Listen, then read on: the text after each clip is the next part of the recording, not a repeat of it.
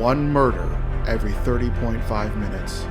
One robbery every 1.7 minutes. One assault every 21.7 minutes. And over 85,000 active missing people. Crime happens anywhere and anytime. Thousands of unsolved cases causing time to stand still for its victims. The crime clock is ticking. The alarm has sounded. It's time for Crime Time. So Stacy has a story to share with us. What were you doing your research on, Stacy?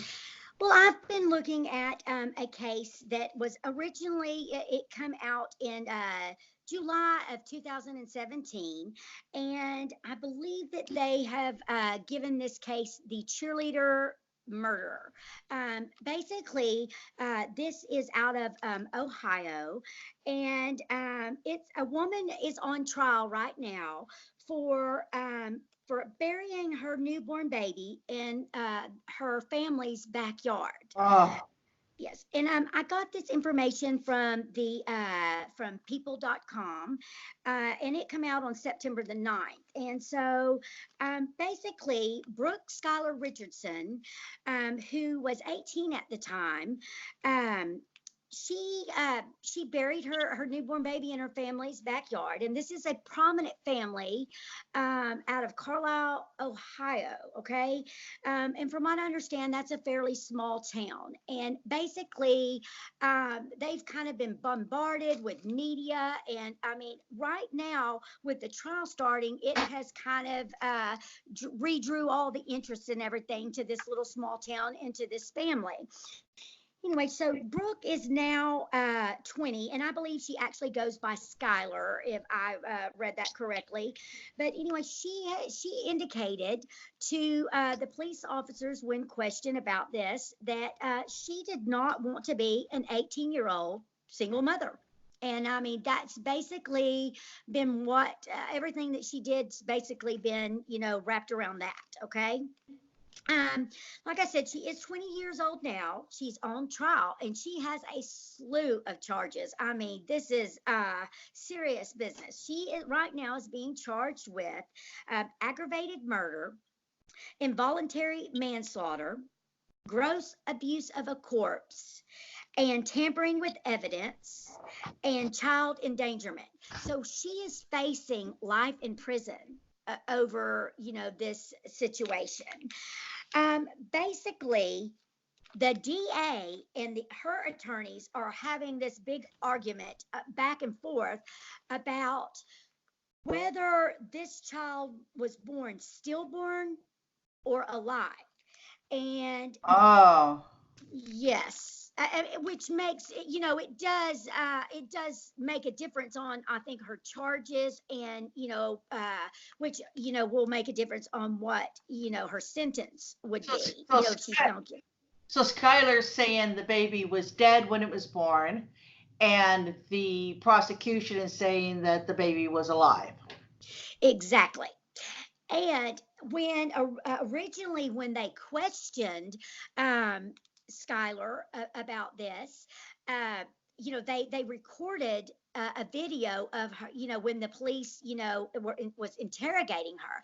And so now here at the trial, the jury is able to hear in her own words what happened. Well, originally, Skylar had indicated that the child didn't even take a breath. That it was, that when the baby was born, the baby had fell into the toilet, and that it didn't, so much as take a breath. Well, now, when they're listening to this recording that they took, back in July of 2017, on the recording, you can hear, and they said that she's speaking in, just a very soft voice, but that she said that the baby did fall into the toilet, but that she felt like that the baby was alive for about 5 minutes. And then, and that she did hear the baby cry just a little bit. So if that's the facts, then that child was not stillborn. Oh my gosh. And how did they discover the baby was buried in the backyard? Well, that is another very interesting point here, Jerry, on this case, because um, they were tipped off. The police were tipped off by a doctor. Now, another thing that they've said during the trial that the DA has brought to light is that Brooke ignored all the incoming calls from the doctors. She did not show up for her prenatal care, and that she didn't show up for her ultrasound and all of these things, and that she was repetitively called by these doctors. Well, when she went back after this baby was born, of course, the doctors wanted to know where is this baby? And she indicated to them that she had given birth to the baby, Oh, but that it was stillborn. But she said to them that she had buried this baby in the backyard. ugh. Now, this Really? is where this, go. So the doctor had to report it to the police. Well, and that's what's bringing a lot of attention, and a lot of controversy to this case is because the doctor did, in fact, they called, and the way that it was worded was that they had tipped off police that there was possibly a newborn baby buried in this backyard, and so of course they went to the family home and they found a small grave with this newborn baby's remains. And And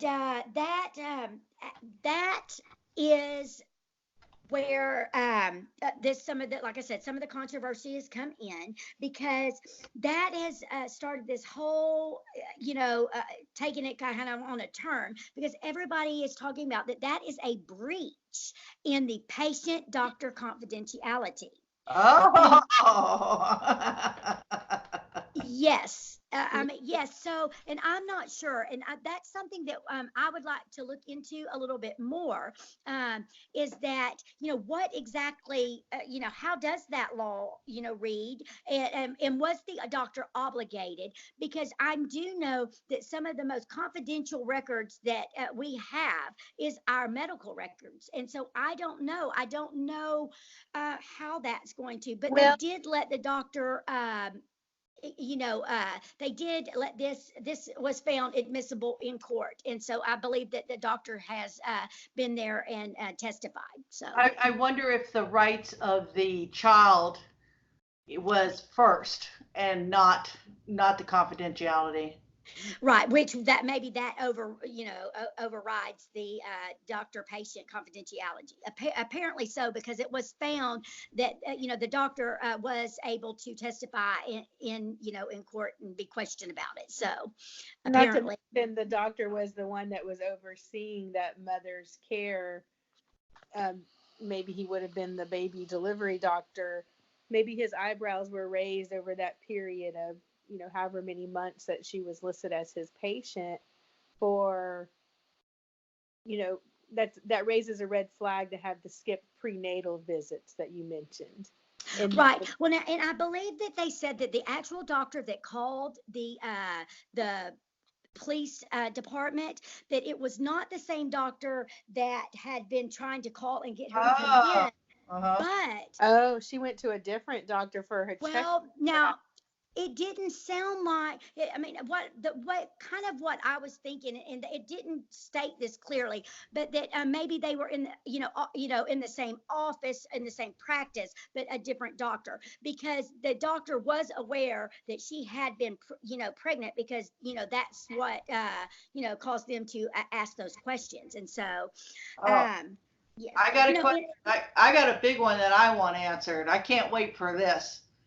The parents, Yes. oh, they knew she was pregnant, right?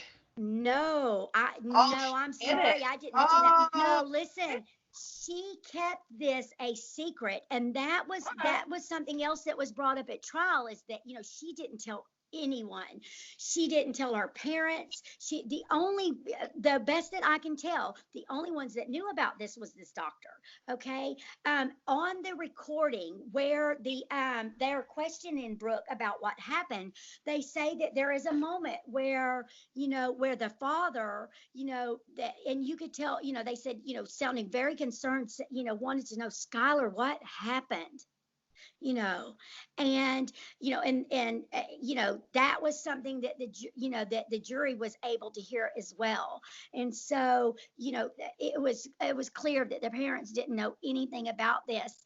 They also said that Skylar had some issues, maybe with some eating disorders and things. And so, I mean, there could have been some other things at play, because one of the things that she mentioned, I think she had done, sent out a message or something, "My stomach is back," or something like that, which sounds, at first I was kind of taken aback by that. But then if you realize that maybe this girl had some issues with, a eating disorder, and they say a lot of times that has to do with, with not seeing your, not having a clear view on your image, that they see themselves in a very differently than what they actually look Right. like. The story. And so she, Not yeah. reality. Yes, and that's what she was concerned with. And they're saying that that's all that they're trying to paint the picture that that's all this girl was concerned with, was how she looked, to others. And so that was it was the her good image was exactly how they put that. And like I said, this is she does face life in prison, and they do expect this trial to take 2 or 3 weeks. And so we'll be keeping up with that and seeing, kind of, what comes of it. Like I said, from on the Daily Beast, that is where they mentioned that one of the lawyers, an Amber, let's see. Oh, I didn't catch her last name, but she is one on the defense team. That what she was saying is that when doctors tip off, that is causing them to be witnesses against their own patients, and that kind of dabbles into, something else, and that that is, she feels like that is a breach of the confidentiality. Also, her lawyers also said was that they felt like that there was a rush to judgment on this girl, and that she didn't feel like that that they had really taken in, everything before the public had made, a decision. And some of that they said was due to some facts that had come out that were not correct. And I'll mention that, and then, we'll wrap up on this, is that when they did find, when they first questioned, Skylar, and directly after finding, the baby buried in the backyard, they thought that possibly this baby had been burnt, and that she had cremated her own, newborn baby. Which, of Later, course, my mind goes to, who tries to do that? You're trying to hide evidence when you try to burn something. well, and exactly, and she was definitely, and that is what that's what they're claiming, is that, that she not only committed this crime, and then she tampered with the, evidence and covered it all up, and that they felt like, and that they think that's exactly what she was trying to do, Sarah, that she burnt this, child, trying to get rid of, and that she had Googled directly after finding out she was pregnant, how do I get rid of a baby? Oh, well, we don't know if it means, it depends on when she did it. Did she do it after the baby or before? She did it right after she found out that she was Okay. pregnant. And so anyway, they thought that possibly that she had burnt this baby. And when she originally was questioned about this, she indicated that she had, that just Oh, partially. Well, there was no conclusive evidence that yeah, I know that had been done. There had been too much time passed, and so they weren't able to conclude that. And so, of course, that's what they're saying. Some of these facts like that that come out, that it made people really rush to a hasty judgment against her, and they really didn't have all the facts. And of course, now her lawyers are saying that just was not true, that the only reason that she admitted to that during question, it was after, a pretty intense and gruesome, investigation and interrogation. And so they're saying that just wasn't the case.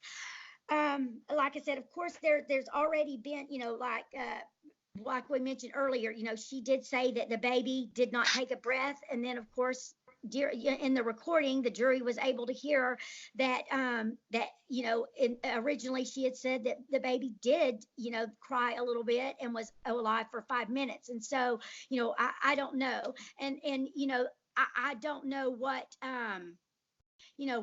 kind of psychological things are going on, with her, that I don't know if that's something that you would be in shock or that you would block out details. I just don't know, Jerry. And I mean, Stacy, it's a difficult thing, to consider. Yes, Sarah.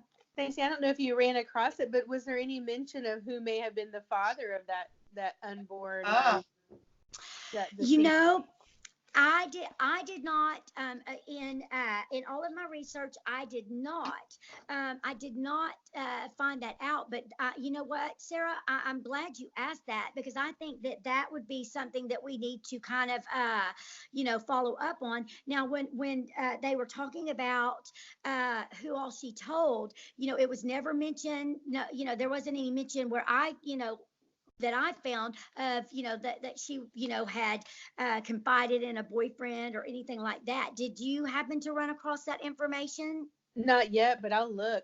Okay, The, I myself, we'll look into the that, other and thing we'll. that crossed my mind is that's really depressing that a young girl was so busy concealing that a pregnancy had occurred that it doesn't sound like she had anybody to confide in, but she was getting medically seen. Maybe that's how she found out about the pregnancy. I don't I know think so. if maybe at the get-go she started dodging appointments. But what's fascinating is if there's such an element of shame of either how it came to be or how it didn't fit her image of how she lived her life or what she wanted for her present or her future, it's still fascinating that she sounds very alone in how she handled it all. And meaning, why not look at options of adoption or somebody else to raise the child? Well, I'm wondering about her emotional maturity too. That you said she's, how old was she when this happened? 16, She 17? was she was 18 years old, and Oh, she Jerry, wasn't. I'm glad that you did bring that up, because with me being a mother myself and having a high school age, there is a lot of pressure, to do the right thing, which I mean that's peer pressure in the right direction, but that's something that sometimes that the media and the press, that we forget to look at those elements. And so I mean, here was a young girl who was trying to have a good image and be involved in all of the right activities, and that probably up until this point was viewed as an ideal student. She was on the student council, and she was a cheerleader, and clearly well liked and highly thought of. And so I believe that there was a lot of emotional things that was going on. And so I'm torn on how to feel, because there is still like you said, Sarah, there are other options, but it really didn't seem like that for this girl, in my opinion, and this is my opinion, but She it just didn't wanted it seem to like go that she away. saw those other options, or that she felt like those were valid for her. And now I'm sure, and you could tell by the father asking what happened, and he was so concerned. And I'm sure that there's some things that they're probably looking at, thinking, oh, did we put that pressure on her? Because we want our children to do well and exceed, and you know and me being from a small town, there also is The that stigma. the image, and the if anything happens, it's a scandal and everybody knows, and so there is pressure that can come from that on a young teenage girl. And so I don't know, I just don't think that there's any good ending to this story. And so uh, No. They said that she was having trouble finding a job, that during this 2 years that have passed, that she hasn't been able to find a job. She is working for the family law firm, and that she is going to a community college. So still seems like that she's trying to, work on herself and do what? Launching into adulthood. Yeah. Yes, and going forward. Well, this is the what do you call this generation? Is it the millennium? Millennium. I think Now I get it. Millennium. Yeah, and that's one of the things that I've heard a lot about the kids at this age. They can't launch. They're in the house. They can't get out. They can't find a job, or they can't hold down a job, and they want to go to college, and then they don't want to go to college, and they're real wishy-washy. And that's one of the things that kind of sets them apart from previous generations, is they just don't seem to be able to get themselves together to go out into the world. Well, and I think that they were indicating, or what the way I took this was that that because of what had happened, and this being a small town, that she couldn't find a job. I mean, because it seems like that this girl was more than capable, that she was in school and did well, and was in all of the different organizations. And so it seems like that, or for the way I took it, was that the issue with that was because of the with all the publicity and what had happened. That she couldn't get a job. No one would hire her. She was unhireable. Right, they probably labeled her as the baby killer, and who wants to hire the baby killer? Yeah, she's the cheerleader baby killer. Is exactly what. Killer. Yeah. Yeah. Well, geez, I can see both sides. I also think about the parents. Absolutely. They're absolutely probably godsmacked over this. Had no idea, and you can't say, well, why didn't they know anything? Because this is the nature of a young person, is to hide it from their parents, and they want their parents' approval, and they certainly wouldn't get it if this was a situation. But I'm still stuck on this whole thing of her not seeking some other outside help. So something stopped her from doing that. Was it because she is a horrible individual and planned to kill this baby all along, or was she emotionally dwarfed? We don't know what was going on with her. To me, she sounds like she acted in, I never wanted this to happen, and I'm not going to deal with it. And then the moment comes when you don't have a choice to deal with it, and all she did was conceal and try to make it go away how she could think of. Mm-hmm. Yeah, I think that you make a very good point there, Sarah. And it really does seem like that she was in shock, and that she and one of the things that they asked what she had planned to do, and she said, "I really don't know what. I really don't know what I plan to do."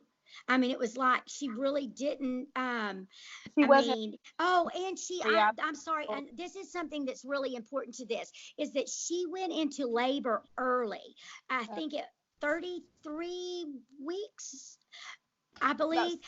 And so that she told them that the reason she had not told her parents is because she was planning on telling her parents. And of course, there is no perfect time. She's waiting for the right time to tell them, and that she had went into labor before she ever thought that she would. She still thought she had some time. And so I think that I mean, and especially with her not getting prenatal care. I mean, because, even if you have prenatal care and you're under the care of a doctor, then you still don't know exactly when that baby's coming. And so you could see with the baby coming a little bit early that, that maybe she was, planning on telling them and just couldn't do it. And then the baby come, and it sounds like she really possibly was just kind of in shock and just kind of went with the emotions and made some really bad decisions. And one more thing that occurs to me is how at age 18 she was already adult age.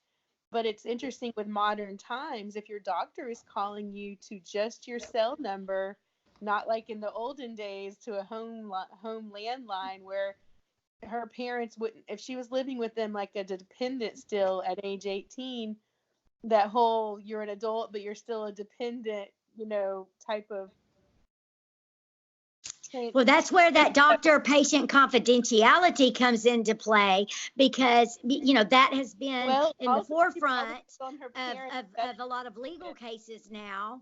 And so now doctors are a lot more careful about now, and that's something you think about that. Okay, they didn't feel like that they should call and tell her parents, but they felt like that this was compelling enough that they should call the police. And that's kind of and you would wonder if she was listed on her parents' medical benefits, and part of her not going to appointments not to alert the medical benefits. Sure.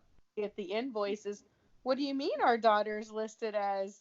Yeah, how could she explain an ultrasound if her parents didn't know? And that she was on her family's, that they were on the same medical plan. There have been several bills that would have come in. So that's interesting in itself.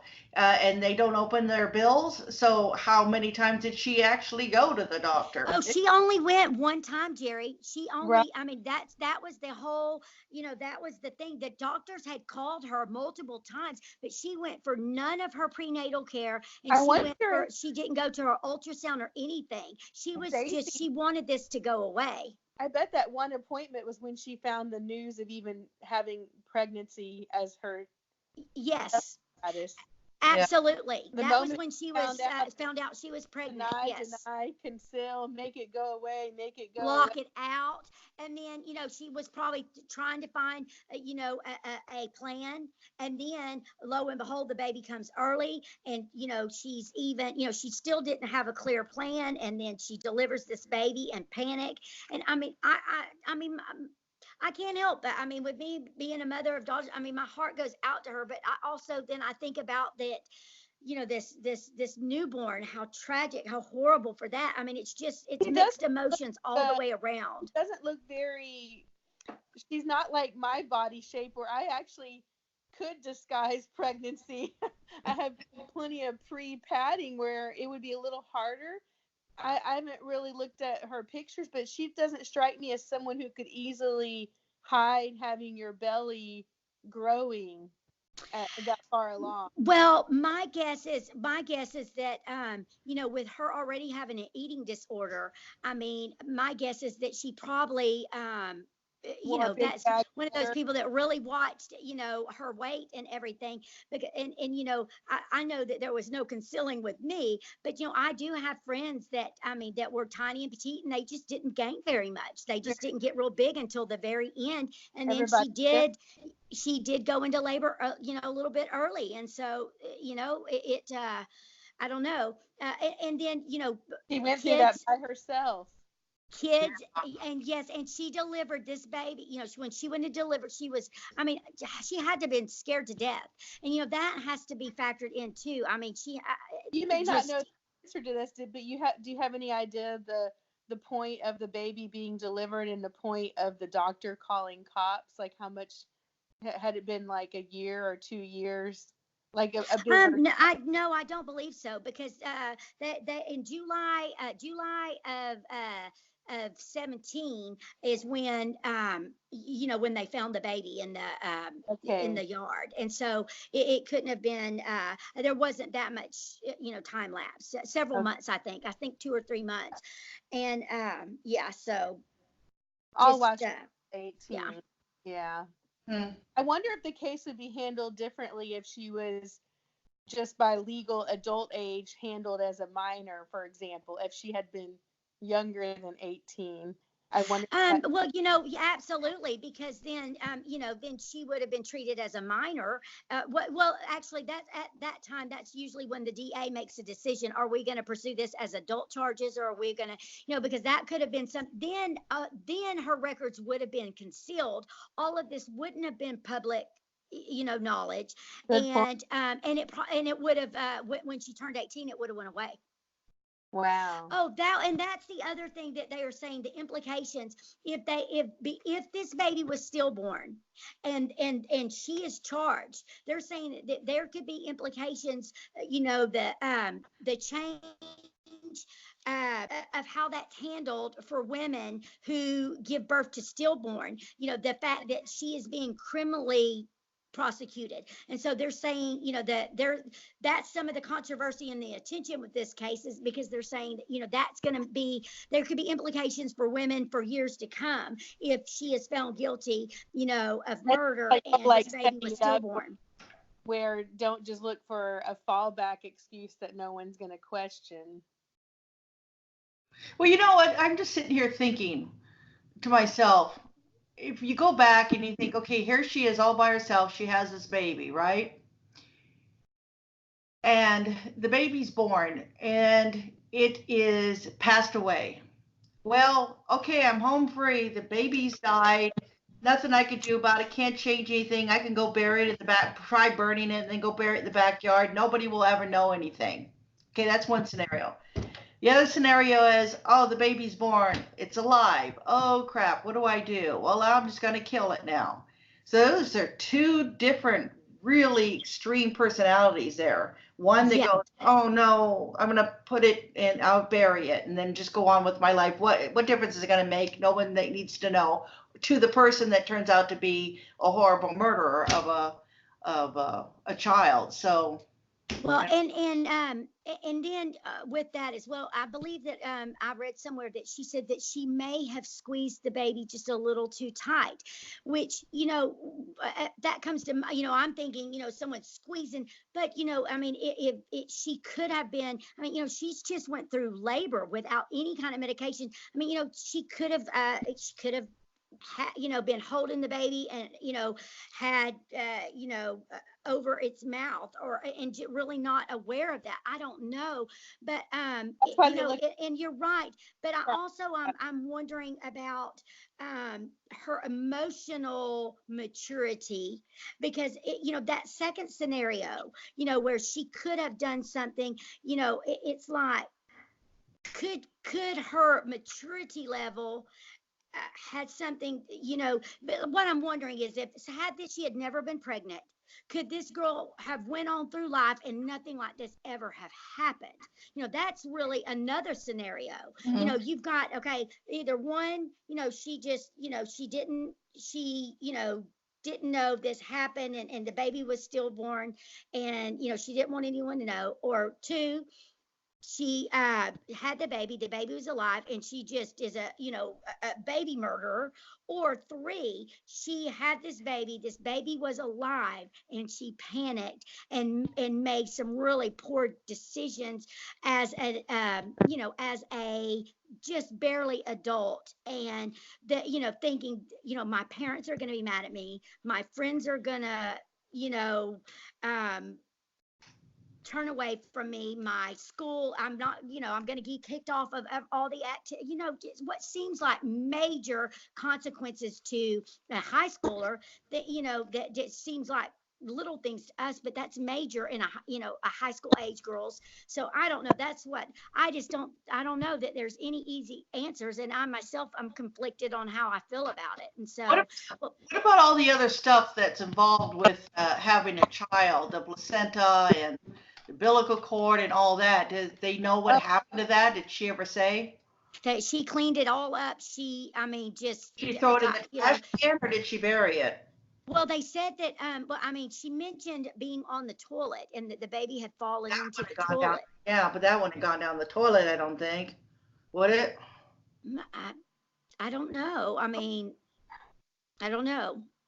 It seemed, having gone through 3 births, I consider it such an involved process. I cannot imagine being in my own restroom giving birth without assistance. I wouldn't be wanting to cut my own umbilical cord connecting me and my newborn. I can't imagine.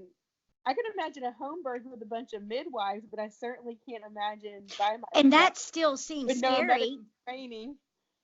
Well, that's why I'm wondering about her state of mind after this.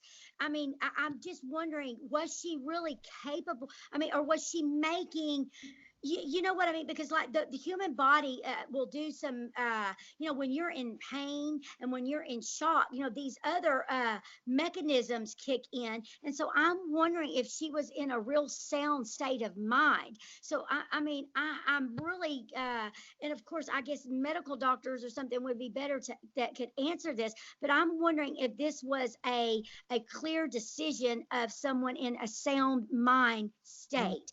I mean, this girl had, we know the magnitude of pain, loss of, she had to have lost blood.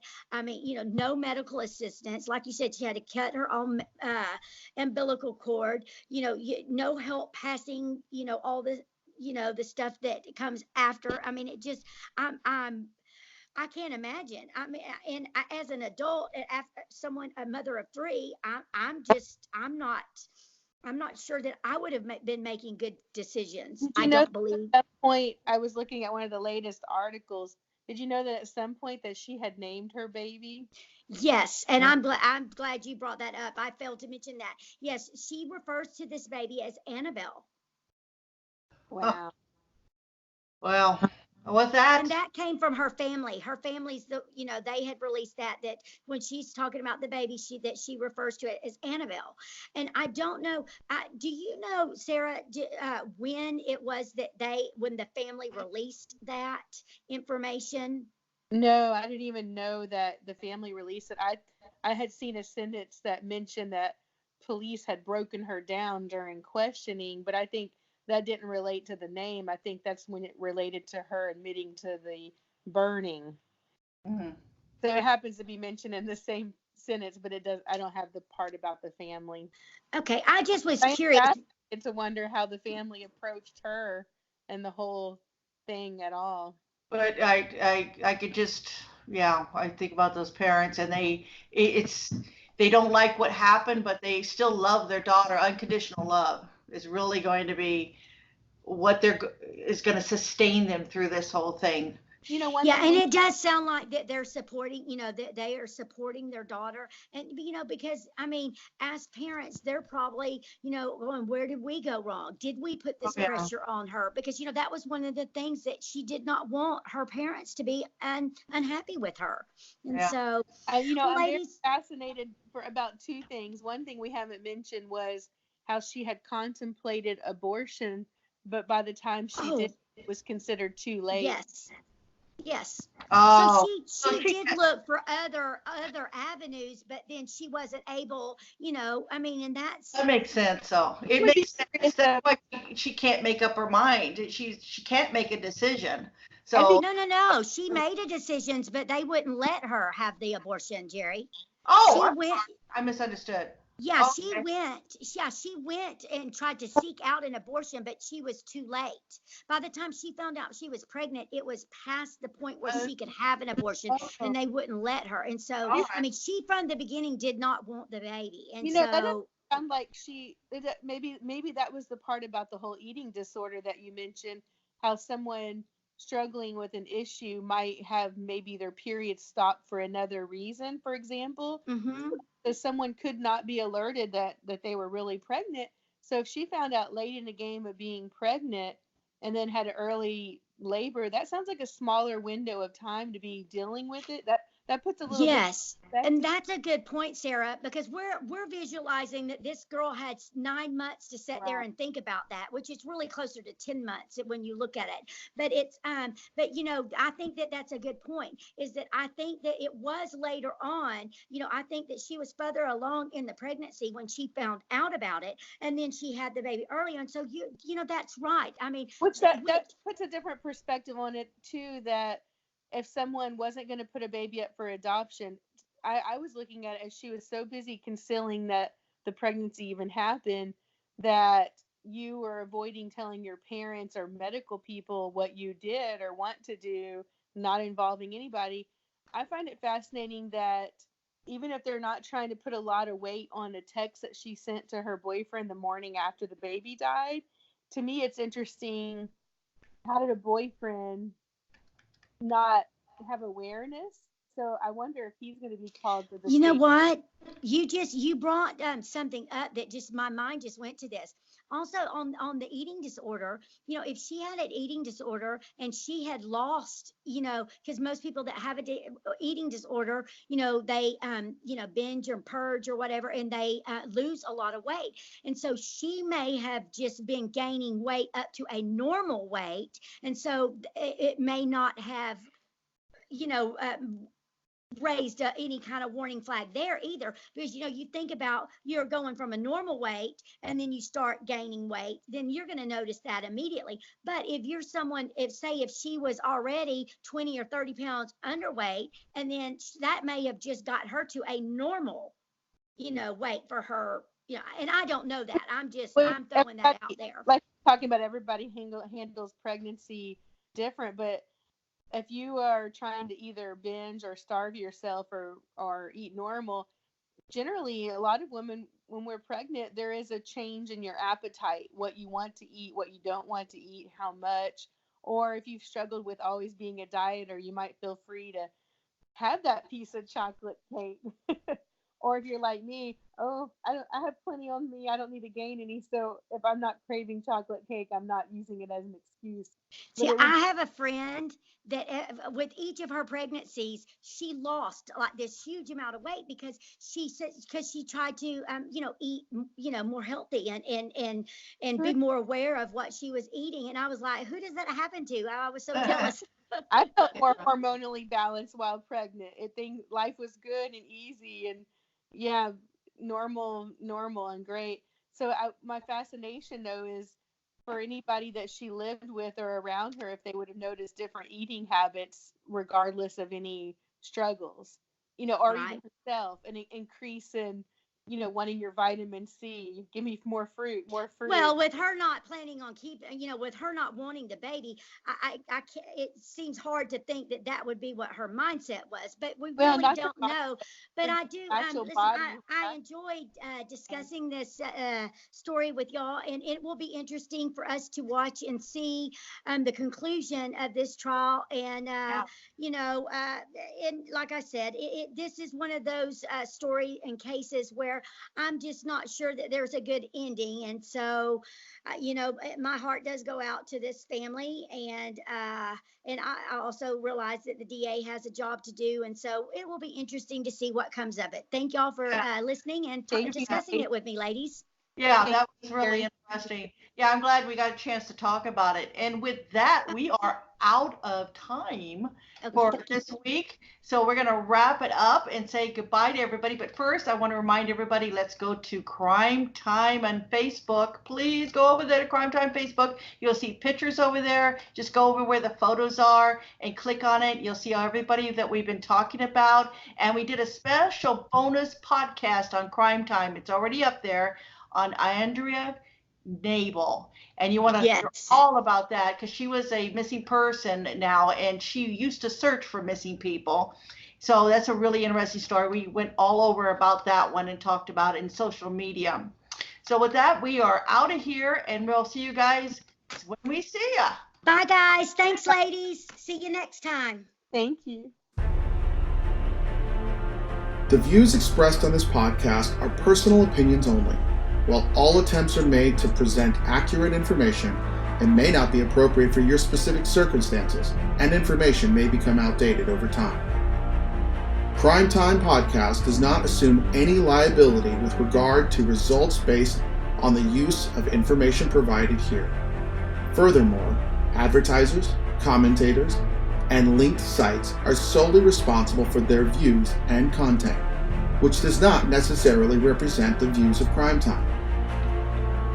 We welcome you to download and play the podcast and share with others for personal use. Please acknowledge the Crime Time Podcast as the source of the material. You may not, except with our express written permission, distribute or commercially exploit the content. The information is provided by Crime Time Podcast. We endeavor to keep the information up to date and correct. We make no representations or warranties of any kind, express or implied, about the completeness, accuracy, reliability, suitability, or availability with respect to the website or the information products, services, or related graphics contained on the website for any purpose. Any reliance you place on such information is therefore strictly at your own risk. Thank you. And by all means, shove a few more words into these paragraphs so that I have to read complicated, comma-placed statements throughout an entire document and then try to record it in one take.